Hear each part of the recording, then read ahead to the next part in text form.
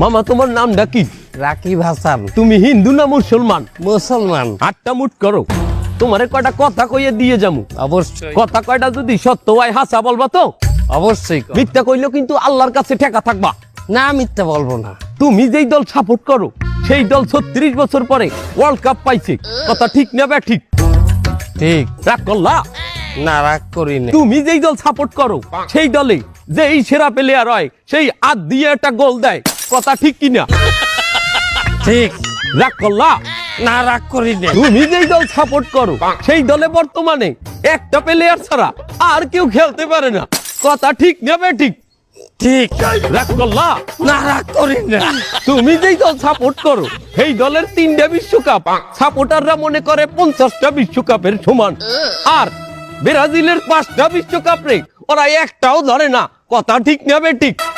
ঠিক। রাগ করলা? না, রাগ করিনি।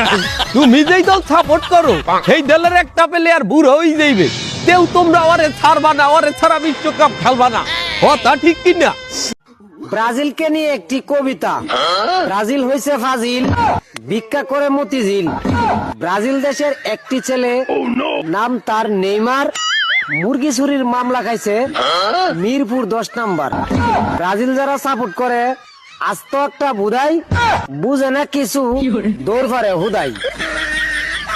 আচ্ছা কোনছে আল্লাহ বড় না মানুষ বড়? ধরো গাদা, তুই কার হাতে কার জোড়া দেশ? কোড়ায় আল্লাহ আর কোড়ায় মানুষ। যেটা কবার কইছে ওইটা কন। আল্লাহ বড় না মানুষ বড়? আল্লাহ তো বড়। আল্লাহ বড়, তাহলে আল্লাহর কথা না হই না মানুষের কথা শুনেন কে?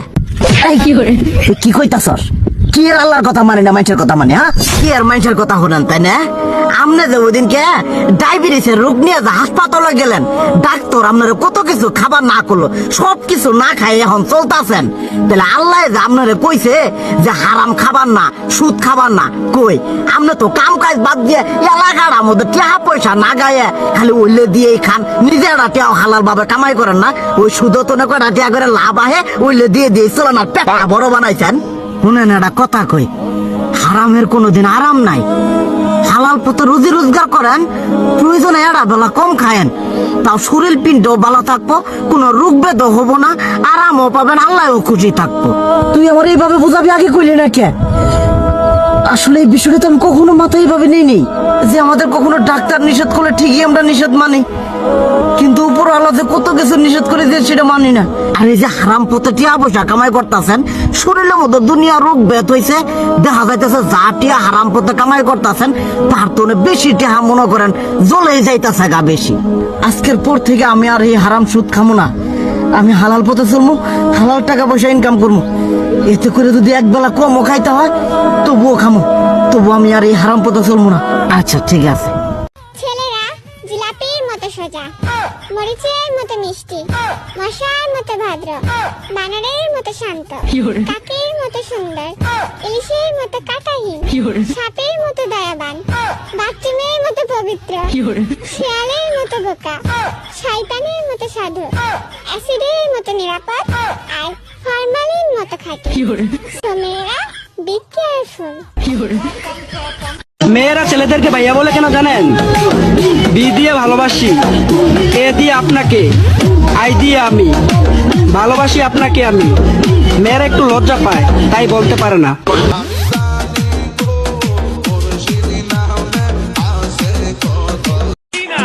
আমার সাদা মনে একটা প্রশ্ন, বিয়েতে জামাইয়ের আগে কাজী কবুল বলে, তাহলে বউটা কার?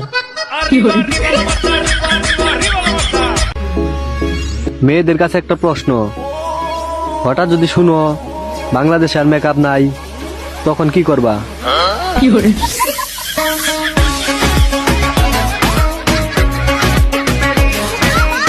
তুই কি জানিস পৃথিবীতে এমন একটা বর আছে যেটা দেখতে খারাপ? কি বর? গোবর। আর তুই কি জানিস পৃথিবীতে এমন একটা পান আছে যেটা তুই কোনোদিন খাতে পারবি না? কি পান? জাপান।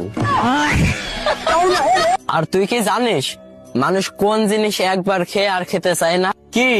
ধোকা।